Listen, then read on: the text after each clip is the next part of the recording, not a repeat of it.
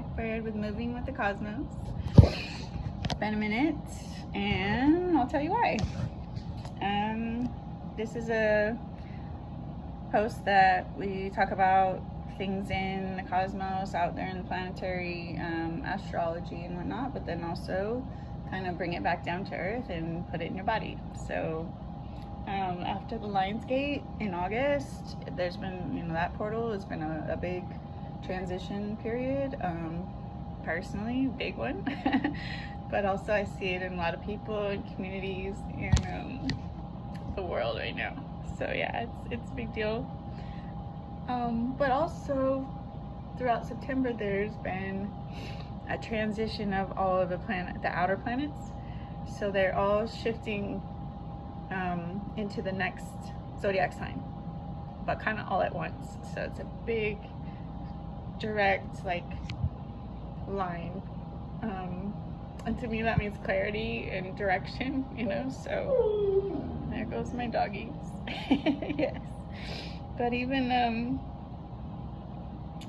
for September, the eclipse season is now here, so that's the introspective part, and I brought to some more emotional than I thought I would be, but it is what it is. And thank you for watching, and I hope you get something great out of this.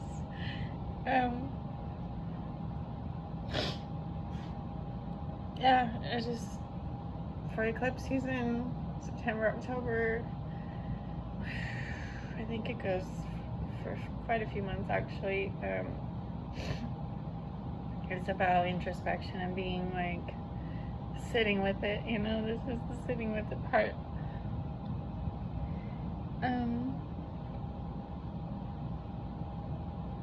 Something cool about September, there's 2 new moons in Virgo, and that's pretty rare. We had a new moon in Virgo, full moon, and then a new moon in Virgo again to bookend this month. And them with being in eclipses as well, it's kind of powerful. So don't know if you've been going through it, but I've been going through it.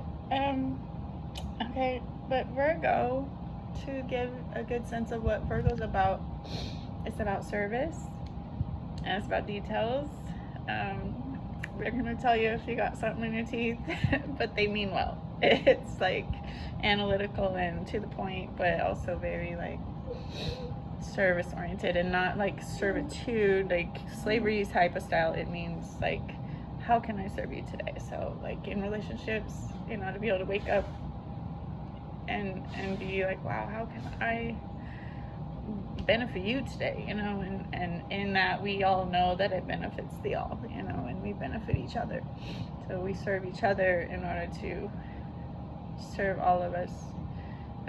And sometimes it's about serving yourself too. I've been serving everyone else for years, and it's kind of nice to just spend the time on myself right now.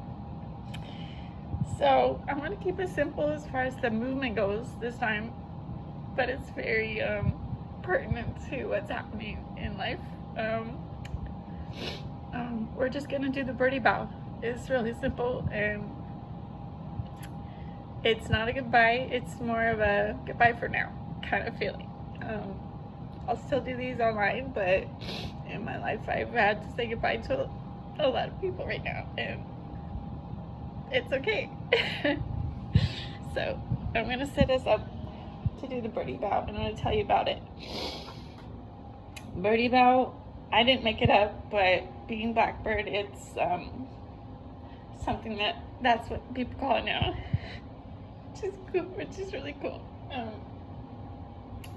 It comes from, to me, there's a mix of cultures in it. It's a very African thing to do. We are bowing to the drums, so the drums and the dancers are exchanging that thank you and the gratitude at the end of performances.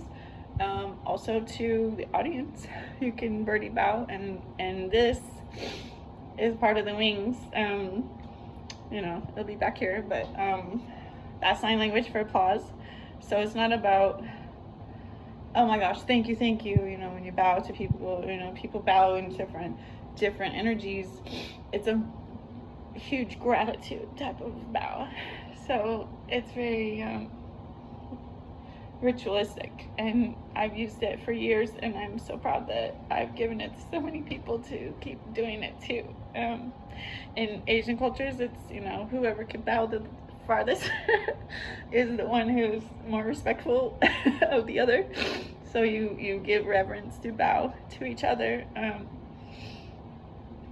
and then in ballet and jazz technique, we're going to add that part of it, where you keep a flat back and you keep your neck out, but you're also doing B+. So I'm going to change this camera a little bit so you can see my whole body, and we're just going to do the birdie bow today. That's it.